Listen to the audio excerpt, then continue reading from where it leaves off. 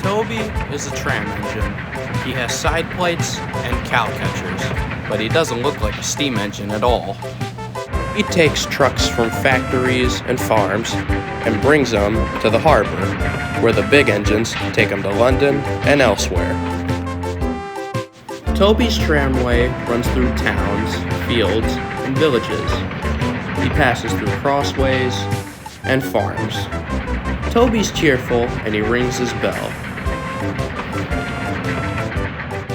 When Toby goes to the harbor, some engines are nice, but some engines are very rude to him, and they make up a bunch of nonsense.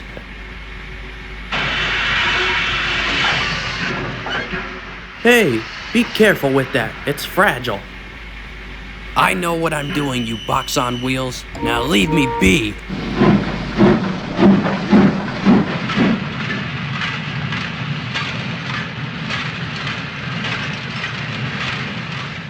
It's not fair. I remember when I used to be full and had 9 trucks behind me.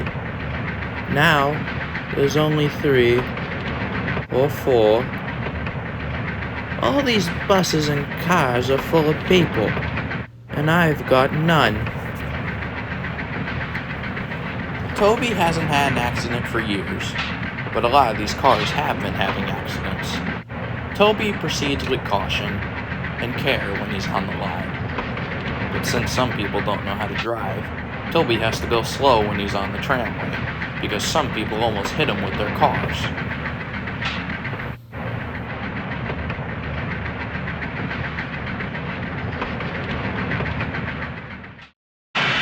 When Toby got to the platform, he saw a family. He saw a man with a top hat. Of course, this was the fat director, but Toby didn't know that yet. Come on, grandfather, do look at this engine. That's a tram engine, Stephen. Is it electric? Hey, shh, you offended him. Sure, most trams are electric, but this is a steam tram. Repeater J70, I believe. Yes, this is a Repeater J70 steam tram. May we go in it, grandfather, please? Well, I don't see why not. Let's go.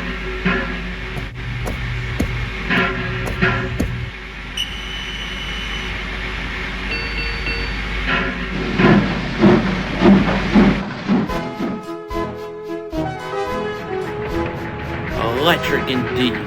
Electric indeed.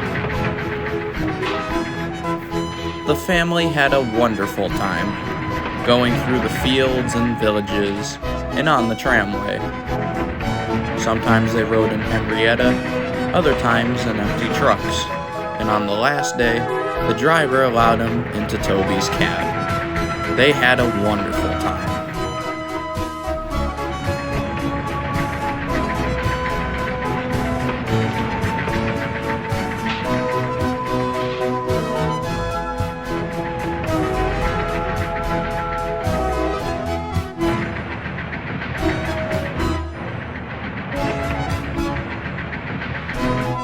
Toby had a wonderful time. The family was nice, and Henrietta was happy, but sadly, they had to go. They promised to come back, and Toby wishes they will. Come back again soon. Sadly, that was Toby's last day. The manager couldn't keep the railroad running anymore.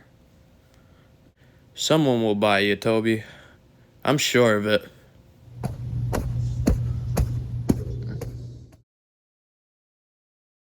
The next day, Toby's driver and fireman ran right up to him excitingly. Wake up, Toby. It's a note from the stout gentleman. But I shall not say more before I spoil the next story.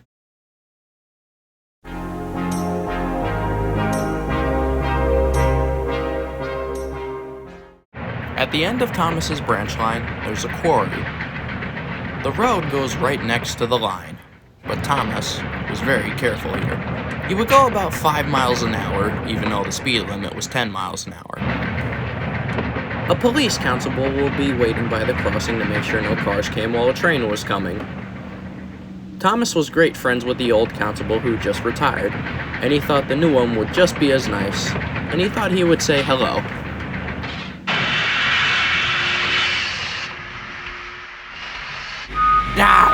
Good morning. It's disgraceful. It's disgraceful. I didn't get a wink of sleep last night, and I'd just been transferred here. Now a blimmin' blue tank engine comes and makes me jump. My first day in the country, too. This is disgraceful. Good Lord, I was only saying good morning. Aha! Where's your cow catchers? But I don't catch cows, sir. Don't give me any of that crap, you smart engine. Excuse me? Alright, what's the problem, officer? Engines that are going on public roads must have side plates to cover their wheels and a cow catcher on the front and the back. What you're doing right now is illegal. This is a public road. Rubbish. We've been out here hundreds of times and never had an accident. Really? Well, that just makes it worse. He wrote regular lawbreaker in his book.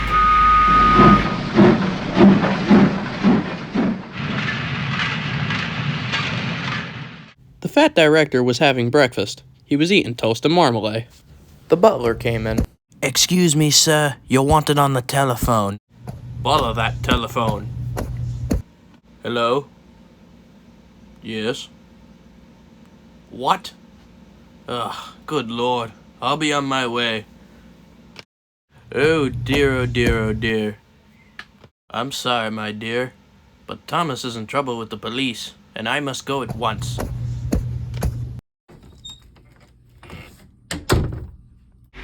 When the fat director got to the station, he was arguing with the policeman, but it was no good. The law is the law, and we can't change it. The fat director felt exhausted. He mopped his face, and he met Thomas and his crew back at the shed. Well, it's useless, driver. There's no use arguing with policemen. I guess we're gonna have to make those cow catcher thingies for Thomas. Everyone will laugh, sir. They'll say I look like a tram. What? Like a tram? Why? Why didn't I think of that before? Well done, Thomas. We want a tram engine. Now, when I was on my holiday, I met a nice little tram engine called Toby. Now, he doesn't have a lot of work to do, and he needs a change. I'll speak to his controller at once. A few days later, Toby arrived. Well done, Toby. That's a good engine. I seen you brought Henrietta with you. Well, you don't mind, sir. The station master wanted to turn her into a hen house. That will never do, would it, sir? Oh, no, indeed. We couldn't allow that. Toby now works on Thomas's branch line, and he can even deal with the trucks better than Thomas. Toby also takes workmen to the quarry. The workman likes sitting in Henrietta, and Henrietta loves to be full again. Toby also takes it slow, and the workmen have a nice smooth ride.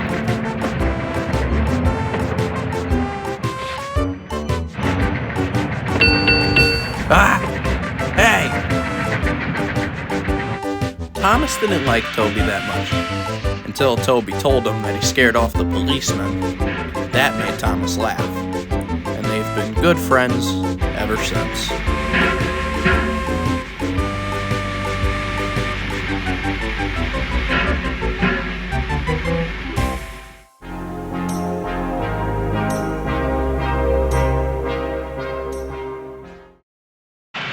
Toby and Henrietta were enjoying their new lives on the island of Sodor, but they do look old-fashioned and need new paint. James was very rude whenever he saw them. Ugh, what dirty objects. At last, Toby lost patience. James, why are you red? I'm a splendid engine, ready for anything. You never see my paint dirty. Oh. That's once why you needed bootlaces to be ready, I suppose. Who told you that? Must have been Thomas.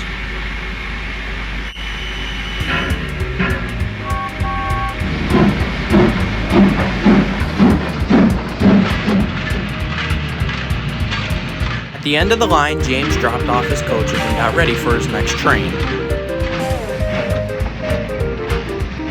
Ugh, dirty cars from dirty sidings.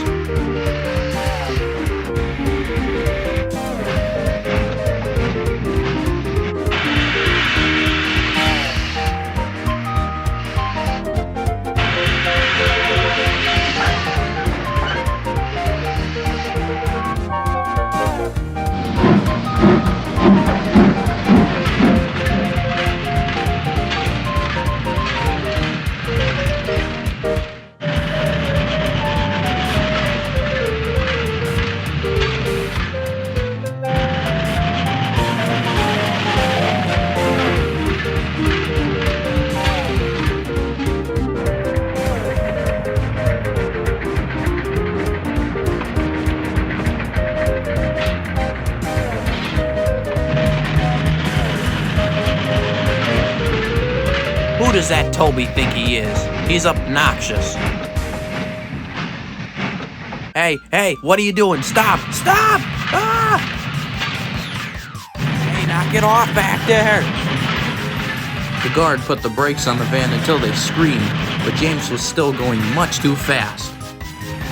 I gotta stop!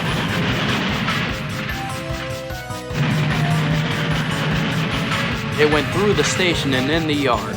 Disaster laid ahead. Come on, really? You gotta be... Ow! Bloody hell! Something sticky had splattered all over James. He ran into a tar wagon and was black from smokebox to cab. He was more dirty than hurt. But the tar wagon and some trucks were all to pieces. Toby and Percy were sent to help clean up the mess. I say, Percy, whatever is that dirty object? That's James, didn't you know? It's James's shape, but James is a splendid red engine, and you never see his paint dirty. James had heard what Toby said, but he pretended he hadn't.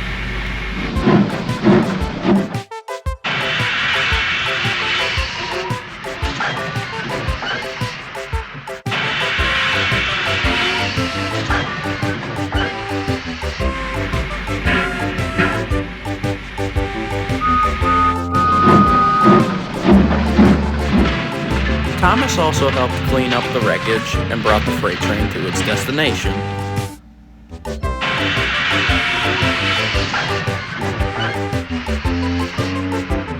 Percy and Toby helped James home.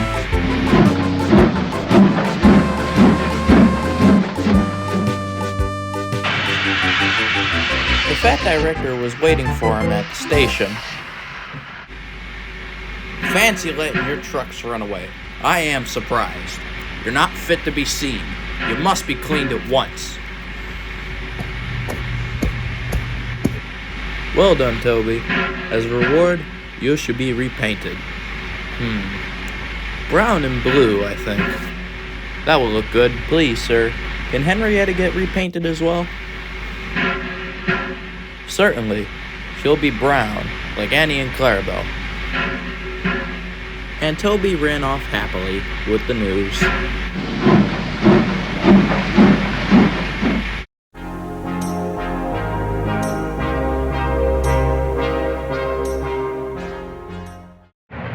It was nearly Christmas. The workload was a lot on Thomas's branch line, and he was working very hard. Annie and Clarabelle were full of passengers and parcels. The workload was so much that the fat director gave Thomas an extra coach. This was a special coach that was connected with the Express, which was the Wild Northwestern. Just over the hill, and I'll make it to the station.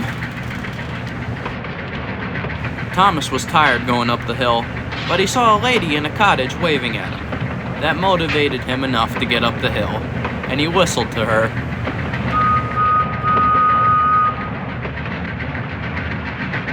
He went through the cutting, then the tunnel, and then he took a rest at the station.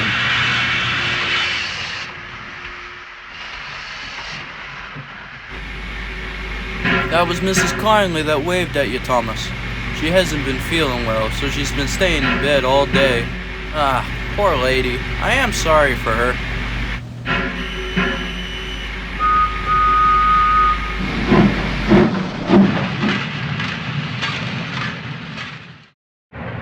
Next week, it started raining. It had rained for several days. Thomas was being very careful. He was making sure there was no landslides and seeing that no trees fell on the line. It was cold, wet, and droopy, but Thomas still kept his Christmas spirit. Thomas's driver saw a red jacket hanging out of Mrs. Kindly's window. They stopped right outside her house.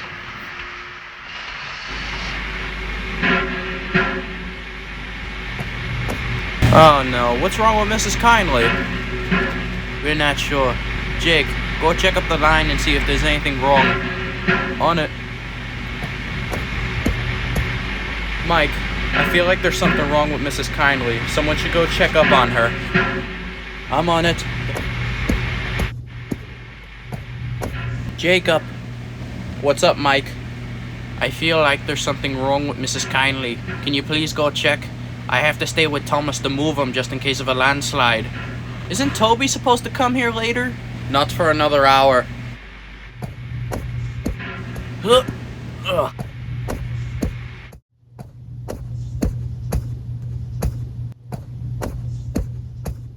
Oh, good Lord. We would have crashed right into this. So, what happened? Did you find anything up the line? Yeah, that was a landslide. Right on the tunnel, right around the bend. If we didn't see that red jacket, we would have hit it. Say, where's Jacob? We went to go check up on Mrs. Kindly. I hope she's okay. Mrs. Kindly. Oh, I'm sorry I dozed off. Did you see the red jacket? There was a landslide by the tunnel. What? There was a landslide by the tunnel? Well, I appreciate it. God bless you, ma'am. You saved many people's lives. A lot of people could have been hurt. By Christmas Day, the line was clear. Toby, Thomas, Annie, and Clarabelle, and who was most of all glad to come, Henrietta, and made a special train with the fat director to thank Mrs. Kindly for her help on that rainy day.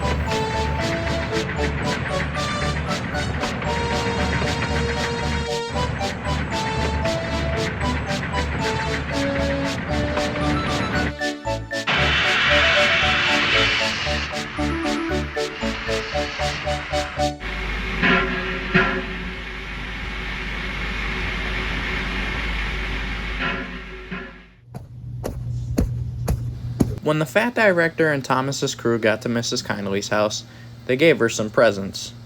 They wished her a Merry Christmas and a Happy New Year. Thomas and Toby know that she's getting better every day and hope to see her again one day.